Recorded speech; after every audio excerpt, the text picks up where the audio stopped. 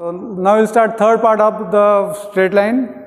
Okay, so in the second part we have studied about the general equation of the line. Okay, so what I have told in the previously, तो ये जो equation है कौन सा ax plus by plus c is equal to 0, or we can take ax plus by plus c is equal to 0. तो ये जो equation है, this is called what is general equation of the line. Okay, so now in this case, if you have to find the slope of this line,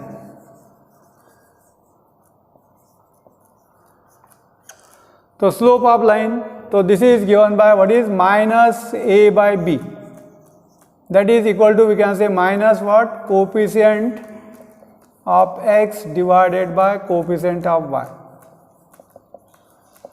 यानी अगर आपको ये line का slope find करना है तो क्या करना है, आपको coefficient of x divide by coefficient of y और माइनस साइन है.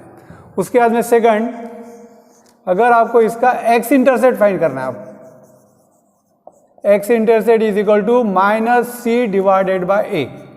x इंटरसेप्ट यानी क्या है, minus C by A. That means what, minus C is what, constant we can say. तो constant divided by coefficient of x. After that third, y intercept. अगर आपको y intercept find करना है तो क्या रहेगा, minus C divided by b. That means minus constant divided by coefficient of y. And देखो, अगर आप ऑब्जर्व कर रहे हैं, अगर ये लाइन दी है, इसका हमेशा काम करेंगे आप 12th में. Slope of the line, slope of the line अगर आपको फाइंड करना है तो क्या है, minus a by b. That means minus coefficient of x divided by coefficient of y. x intercept और y इंटरसेप्ट अगर आपको फाइंड करना है तो यहाँ पे भी देखो, न्यूमरेटर इज सेम, कांस्टेंट है, यहाँ पे भी कांस्टेंट है. अगर आपको x इंटरसेप्ट फाइंड करना है तो divide by coefficient of x, और y इंटरसेप्ट फाइंड करना है तो क्या करना है, कोएफिशिएंट ऑफ y से डिवाइड करना है. और तीनों इसमें देखो, अगर आप ऑब्जर्व करें, माइनस साइन है. ठीक है. उसके बाद में next equation of the line है, फॉर एग्जाम्पल ये कोऑर्डिनेट एक्सिस है, x एक्सिस है, y एक्सिस है, and suppose here this line is parallel to x axis. यानी equation of the line parallel to x axis. तो यहाँ पे देखो, अगर आप ऑब्जर्व करें ये डिस्टेंस, अब ये डिस्टेंस यानी क्या हो गया, y, दिस डिस्टेंस, क्योंकि distance of the point from the x axis यानी क्या, y कोऑर्डिनेट यानी y. तो y इज इक्वल टू क्या रहेगा, कांस्टेंट, यानी this distance is always constant. तो इसीलिए equation of the line which is parallel to x axis, ये क्या रहेगा, y is equal to constant. अगर line parallel to y axis है, अब ये x एक्सिस है, ये y एक्सिस है, और लाइन अगर क्या है, पैरेलल टू y एक्सिस अगर है, तो यहाँ पे क्या रहेगा, ये जो डिस्टेंस है ये कांस्टेंट है. अब ये डिस्टेंस यानी क्या हो गया, distance of the point from the क्या हो गया, एक y एक्सिस, यानी ये डिस्टेंस यानी क्या हो गया, x कोऑर्डिनेट. यानी इसका मतलब इसका जो इक्वेशन रहेगा क्या रहेगा, x is equal to constant.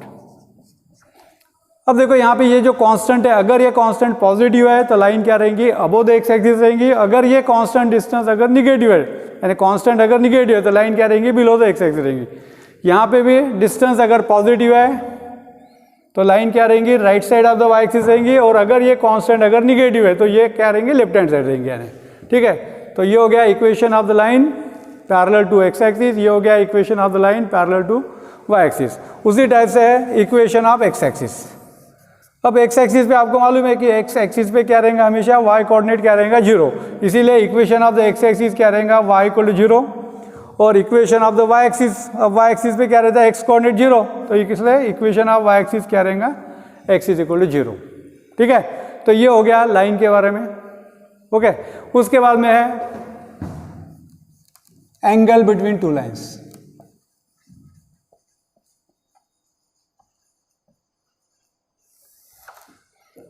तो actually without plotting rough sketch we can find the angle between the two lines. For example here suppose अब यहाँ पे ये x एक्सिस है, ये y एक्सिस है. सपोज ये एक लाइन है, ये दूसरी लाइन है. सपोज ये this is line 1, this one is line 2. ये लाइन का स्लोप m1 है, ये लाइन का स्लोप अगर m2 है. और अगर ये सपोज क्या है, theta is acute angle between the two lines, then angle between this two lines is given by what, tan theta is equal to mod of m1 minus m2 divided by 1 plus m1 into m2. यानी अगर आपको दो line के बीच में का angle find करना है without rough sketch, तो we can find by using this formula. यहाँ पे क्या करना है आपको, लाइन 1 का स्लोप फाइंड करना है, लाइन 2 का स्लोप फाइंड करना है, और ये फार्मूले में क्या करना है आपको पुट करना है, ठीक है। और लाइन का स्लोप फाइंड करने के लिए definitely this formula is useful. अब देखो यहाँ पे अगर ये दो लाइन अगर पैरेलल है तो देखते हैं अपन कंडीशन क्या आएंगी। अब दो लाइन अगर पैरेलल रही तो पहली केस क्या रहेंगे यहाँ पे, for example theta is equal to 0, यानी दो लाइन अगर पैरेलल है तो यहाँ पे थीटा इक्वल टू 0। अब देखो थीटा इक्वल टू 0 अगर आप यहाँ पे पुट करते हैं तो क्या आएगा, tan 0 is equal to m1 minus m2 divided by 1 plus m1 into m2। अब tan 0 यानी क्या होता है, 0, यानी 0 इज इक्वल टू क्या आ जाएगा, mod of m1 minus m2 divided by 1 plus m1 into m2। यानी क्या आ जाएगा, अगर आप मॉड रिमूव करेंगे तो अपोजिट साइड में क्या आ जाएगा, प्लस माइनस साइन आएगा। अब 0 है, 0 को साइन नहीं रहता इसलिए प्लस माइनस देने की जरूरत नहीं है, तो ये आ जाएगा m1 minus m2 divided by 1 plus m1 into m2। Cross multiply यानी you will get 0 is equal to m1 minus m2। अगर आप इसको इधर शिफ्ट करेंगे यानी क्या मिलेगा, m2 is equal to m1। यानी देखो अब दो लाइन अगर पैरेलल है तो क्या रहा यहाँ पे, m1 is equal to m2। m1 यानी क्या है, स्लोप ऑफ फर्स्ट लाइन है, m2 यानी क्या है, स्लोप ऑफ सेकंड लाइन है। यानी इसका मतलब दो लाइन अगर पैरेलल है तो उसका स्लोप क्या रहेगा, इक्वल। एंड कन्वर्सली यानी we can say lines are parallel if and only if their slopes are equal. क्या बताया मैंने, lines are parallel if and only if m1 is equal to m2। That means दो line अगर parallel है तो उसका slope क्या रहेगा, इक्वल रहेगा, या दो लाइन का स्लोप अगर इक्वल है तो लाइंस क्या रहेंगी, पैरेलल रहेंगी। यानी उसके बाद में सपोज केस सेकंड, सपोज अगर दो लाइन परपेंडिकुलर है, दो line perpendicular, theta is equal to क्या हो जाएगा, 90 डिग्री। तो अगर आप ये फॉर्मूले में पुट करेंगे अब तो क्या आ जाएगा यहाँ पे, tan 90 degree is equal to mod of m1 minus m2 divided by 1 plus m1 into m2। अब tan 90, अब tan 90 यानी क्या होता है, इन्फिनिटी, तो दिस इज इक्वल टू क्या आ जाएगा, mod of m1 minus m2 divided by 1 plus m1 into m2। अब देखो यहाँ पे इसकी वैल्यू क्या है, इन्फिनिटी है। अब इन्फिनिटी कब रहता है, यानी इन्फिनिटी का मतलब नॉट डिफाइंड, तो इन्फिनिटी कब रहता है, इफ द डिनोमिनेटर इज 0, यानी इसका मतलब this will implies what is 1 plus m1 into m2 is equal to 0। यानी इसका मतलब यहाँ पे क्या आ जाएगा, m1 into m2 is equal to -1। यानी देखो, यानी दो लाइन अगर परपेंडिकुलर है, lines are perpendicular if and only if product of their slope is -1। यानी देखो ये दो रिजल्ट का हमेशा काम करने वाला है। अगर दो लाइन पैरेलल है तो उसका स्लोप इक्वल रहेगा, और दो लाइन अगर परपेंडिकुलर है तो उसका प्रोडक्ट हमेशा क्या रहेगा, -1। फॉर एग्जांपल अगर कोई लाइन का स्लोप दिया है 4/3 है, गिवन लाइन का स्लोप 4/3 है, और लाइन अगर पैरेलल टू दिस वन है, अगर आपको पैरेलल लाइन का स्लोप चाहिए तो क्या रहेगा, डेफिनेटली सेम रहेगा 4/3। अगर आपको परपेंडिकुलर लाइन का स्लोप चाहिए तो क्या चाहिए, 4/3 into second line slope is equal to क्या आएगा, -1। यानी ये सपोज आपने m2 लिया तो m2 की वैल्यू क्या जाएगी, डेफिनेटली -1 अपॉन, यानी इसको अगर आप ट्रांसफर करेंगे तो रेसिप्रोकल 3/4। यानी क्या हो रहा है, यानी ये जो स्लोप है इसका रेसिप्रोकल हो रहा है और साइन चेंज।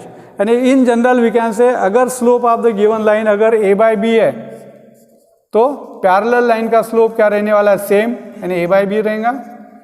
और अगर कोई लाइन इसको परपेंडिकुलर लाइन अगर है तो क्या करना है आपको, इसका रेसिप्रोकल लेना है और साइन चेंज। ठीक है ना, ये कंसेप्ट भी इंपॉर्टेंट है स्लोप के बारे में। अगर दो लाइन पैरेलल है तो स्लोप इक्वल रहेगा, परपेंडिकुलर है तो प्रोडक्ट ऑफ स्लोप -1 रहेगा। तो इसका यूज करके देखो, यानी अगर गिवन लाइन का स्लोप अगर a/b है तो पैरेलल लाइन का स्लोप a/b रहेगा, और परपेंडिकुलर का स्लोप फाइंड करने में क्या करना है आपको, इसका रेसिप्रोकल लेना है और साइन चेंज करना है। ठीक है, तो ये हो गया इसके स्लोप के बारे में। Okay, here we'll end the third part. In the next part, we'll see again some other results. Okay.